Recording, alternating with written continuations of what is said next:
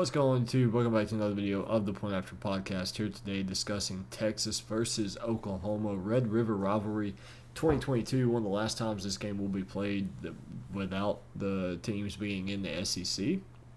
And I think this is the year where we see the end to a run. But I may not be talking about the run you think I am. I may have dug a little deeper and found something that most people may not be aware of. Now, in this game, I think Quinn Ewers is back. You have Hudson Card, who's played relatively well in the past couple weeks. They did end up losing to Texas Tech. That was a game that just seemed to be going for Texas Tech's way. 37-34 in overtime. I think Quinn coming back for Texas is a huge boost. It's a weight lifted off the shoulders of Steve Sarkisian. I think his offense works better with Quinn at quarterback. Nothing against Hudson Card, but we saw what Hudson Card did last year. I think he spent a lot of time. You saw it in the Alabama game. That offense was just operating different with Quinn at the helm. And if Quinn's healthy and Quinn's ready to go, I like Texas's chance in that. But on the flip side of that, if you're Oklahoma's due for a big win. Oklahoma's due for a big game. They were upset at home by Kansas State. Kansas State was the dark horse to win the Big 12 for a lot of people for a good reason. We're seeing that. Back-to-back huge wins for Kansas State. Oklahoma then lost big to TCU. You did not play that well in that game. You gave up 391 rushing yards. You gave up like 274 against Kansas State.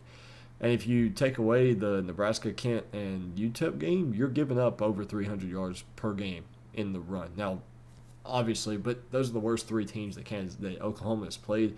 Kent State's not good. UTEP sucks, and Nebraska's god-awful. So, ultimately, Oklahoma, you're 0-2 when it matters. You're 3-0 in games that you should win. You're 0-2 in games where it matters. Texas, on the other hand, you've played basically 4 games with a backup quarterback.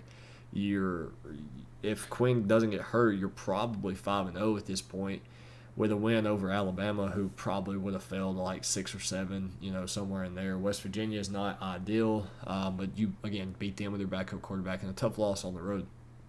To me, just on the surface, without having to look too deep into this, I'm leaning to Texas. Texas is a 7-point favorite. I don't know about that just because of the previous history of this game. You got a 7-point win, 8-point win, 7-point win, 12-point win in the Big 12 championship, 3-point, 5-point, 5-point, 7-point, 5-point, 6-point. And the last true blowout was 63-21 in 2012. And then 55-17 the year before that, back-to-back Oklahoma win. So Oklahoma has won 6 out of the last 7 and won 4 in a row. I think this is the year Texas snaps that streak. Texas should have snapped that streak last year.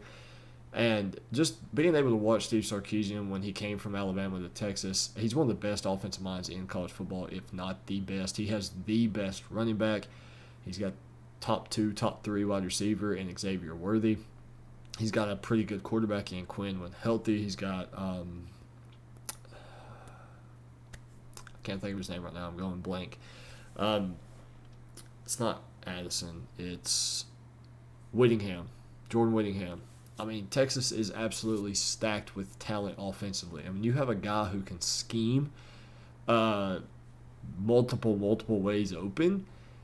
That's a good sign. And last time we saw Venables go up against Sarkisian, if I'm not mistaken, I think Steve Sarkisian won that matchup. They may be 1-1 against each other. I know the 2019 National Championship or 2018 National Championship when Tua was there, it ended pretty bad, Trevor Lawrence. But, that was just one of those years where I think Clemson had everything going. It was meant for them to win that game. So we've seen Sarkisian versus Venables before. Venables coming from Clemson, Sarkisian coming from Alabama and the Falcons. They're familiar with each other, but this is probably one of the best offenses that Sarkisian's had in a while, with probably one of the worst defenses that Venables has had. And that's nothing against this Oklahoma defense. It's just Venables is a first-year head coach. He's developing his staff. Texas has at least 1 year under their belt. They really like this offense and who they have. Their O-line is getting a little bit better slowly but surely. I'm leaning Texas. I think Texas snaps the streak. You'll have to come back on Friday, hit that subscribe button. We're close to 200 for my official prediction. But, I mean, when you look at it points per game and points allowed, they're pretty much even. When you look at it total yards, they're pretty much even. But Oklahoma's put up 481 yards per game against really nobody's. Texas has played 3 good teams already, and you're going to discredit UTSA. UTSA is a really good football team. Don't take anything away from that one. Yards allowed, Oklahoma defense, 423. The rushing yards per game is what's going to be the difference to me. If Bijan gets going, I'm expecting Bijan to go for over 100. He's averaging 100 on the ground already. He's averaging basically two rushing touchdowns per game. If Bijan gets going, they're gonna be unstoppable. Now, if you go back to that Kansas State game really quick, if you're Oklahoma, you had like a 50-yard touchdown. You had a 56-yard touchdown. You had a big run by Dylan Gabriel late in the fourth quarter to set up a touchdown. You had a 4th and 4 conversion that set up a touchdown. Oklahoma had some big-time plays, but can they do that consistently? I think you're going to have to get going on offense. You're going to have to keep the ball rolling early if you want any chance to win this football game. And I'm sorry, I just don't see that happening. I think if Quinn can go and Texas can get back into a groove quickly, I think Texas runs away with it.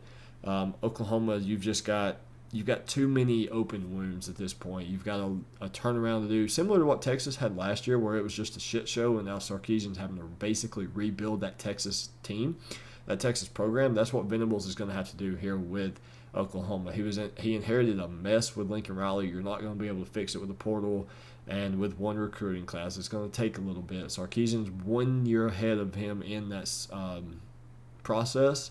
I'm going to go with Texas to win the Red River Rivalry in 2022. Snap the 4-game win streak for Oklahoma, and Sarkisian gets his first big win. And ultimately, I don't know how the season is going to go for either team. I still think the Big 12 is wide open. We could see a rematch of these teams in the Big 12 championship, and I think if we do, we see 2 completely different types of teams than what we're going to see on Saturday. Let me know in the comment section how you guys see this one going, panning out, who you have winning, and be sure to hit that subscribe button. Like I said, we're very, very close to 200. I think we're 1 away. So thank you guys for tuning in. I'll see you guys on Monday.